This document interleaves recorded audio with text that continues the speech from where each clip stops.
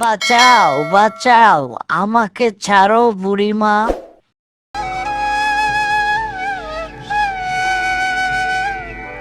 বাংলার এক শান্ত ছোট গ্রাম। গ্রামের এক কোণে ছিল একটি পুরনো কিন্তু পরিচ্ছন্ন মাটির ঘর। সেই ঘরে থাকতেন এক বয়স্ক বুড়ি। সবার কাছে তিনি বুড়িমা নামে পরিচিতি।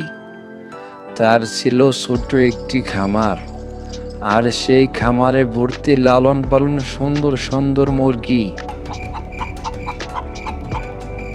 বুড়ি মুরগিগুলোকে নিজের সন্তানের মতো ভালোবাসতেন।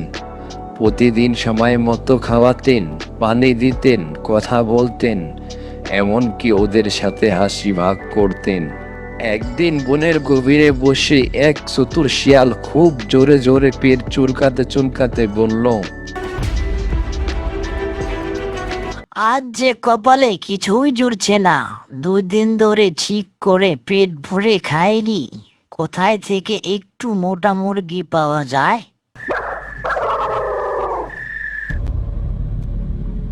সে এদিক ওদিক ঘুরতে ঘুরতে হঠাৎ গ্রামমুখীর পথে ধরে এগিয়ে গেল।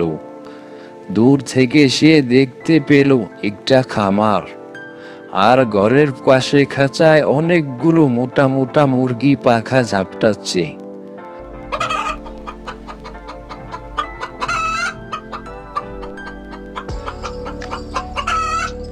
তার চোখ চকচক করে উঠল।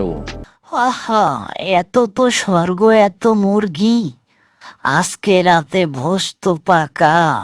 কিন্তু সমস্যা হলো সব মুরগির খাঁচার ভেতরই। বুড়ি খুব সাবধানে তাদের রাখি, তাই জোর করে ধরতে গেলে ধরার পড়ার সম্ভাবনা বেশি। শিয়াল বুদ্ধি খাটাতে শুরু করলো। শিয়াল ছদ্মবেশী পরিকল্পনা। শিয়াল একটু দূরে গিয়ে একটু পুরনো চাদর পেল। সেটা কাঁধে জড়িয়ে মাথায় কাপড় ঢেকে নিজেকে সাধু সাজিয়ে নিল। তারপর ধীরে ধীরে খামারের দিকে এগিয়ে এসে খুব মিষ্টি সুরে ডাকলো, ও হে মুরগি ছানারা, ভয় পেও না। আমি তোমাদের জন্য বনের সবচাইতে সুস্বাদু দানাদার খাবার নিয়ে এসেছি। খাঁচা থেকে বের হয়ে এসো, আমরা সবাই মিলে বনভোজন করব। মুরগির দল একে অপরের দিকে তাকালো। তাদের মধ্যে সবচেয়ে সাহসী একটা লাল মুরগির সন্দেহ নিয়ে এগিয়ে এলো। থামো তুমি। কে? আমাদের বুড়িমা বলেছেন অচেনা কাউকে কখনো বিশ্বাস করতে নেই। তুমি কি সত্যিই আমাদের বন্ধু? আরে না না না, আমি তো এখন সাধু নামে রেখেছি, দয়ালু সন্ন্যাসী। আমি আর পানি খাই না, এখন শুধু ভালো কাজ করি, তোমাদের সুখী দেখতে চাই। তাহলে তুমি আমাদের জন্য খাবার এনেছো? অবশ্যই, সবচেয়ে সেরা খাবার, তবে খাসার বাইরে এলে ভালো করে দেয়া যাবে। মুরগিগুলো একটু একটু করে বিশ্বাস করতে শুরু করে। ঠিক তখনই দূর থেকে সব দেখে বুড়ি ধীরে ধীরে এগিয়ে এলো। সে সব বুঝে ফেলেছে, শুধু সময় দেখছে। বুড়ির প্রবেশ। হঠাৎ বুড়ি লাঠি নিয়ে জোরে জোরে চিৎকার শুরু করলো। ওই দাঁড়া, কে রে তুই? সাধু সেজে আমার মুরগিগুলো কাছে এসেছিস? শিয়াল আঁতকে উঠল, তার গলা শুকিয়ে গেল। শিয়াল ভয়ে কাঁপতে কাঁপতে বলে, আরে না বুড়িমা, ভুল বুঝেছো, আমি তো শুধু ওদের গান শোনাচ্ছিলাম। গান? তোর গান আমি শুনেছি, এবার আমার লাঠির শটটা শোন। বুড়ি দম দম করে শিয়ালের দিকে লাঠি হাঁকালো।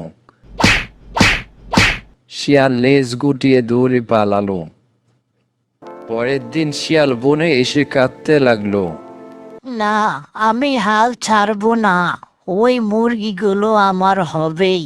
পরের দিন সে আবার এলো, এবার ভিন্ন কৌশল।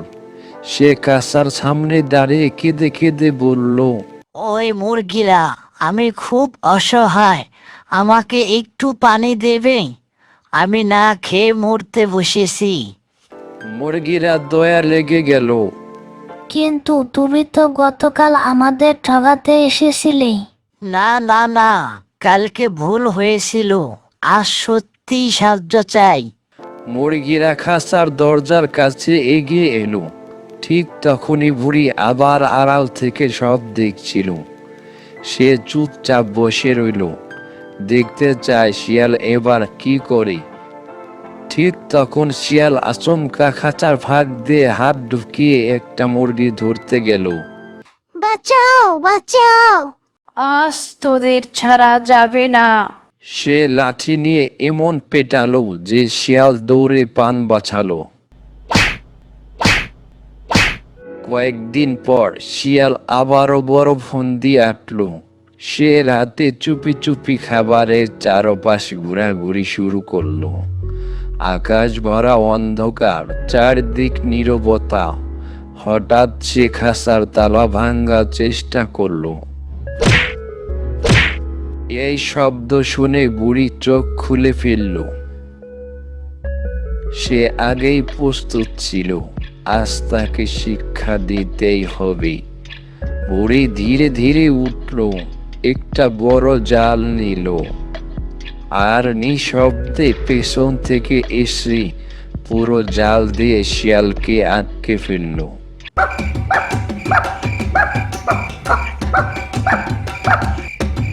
বাঁচাও বাঁচাও, আমাকে ছাড়ো বুড়িমা।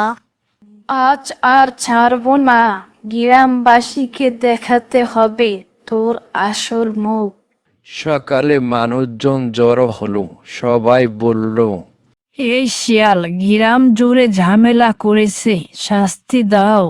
শাস্তি দেব না, শিক্ষা দেব। সে শিয়ালকে ছেড়ে দিয়ে বলল, যদি কখনো খামারের দিকে তাকাও তবে মনে রেখো, চতুরের চেয়ে বুদ্ধিমান সব সময় বড়। শিয়াল লাজুক মুখে মাথা নিচু করে বলল, আমি ভুল করেছি বুড়িমা, আর কখনো মুরগির দিকে তাকাবো না। সে দৌড়ে বনমুখী হলো। মুরগিরা খুশিতে কল কল করতে লাগলো। কেউ ডানা ঝাপটালো, বুড়ি তাদের আদর করে খাবার দিল।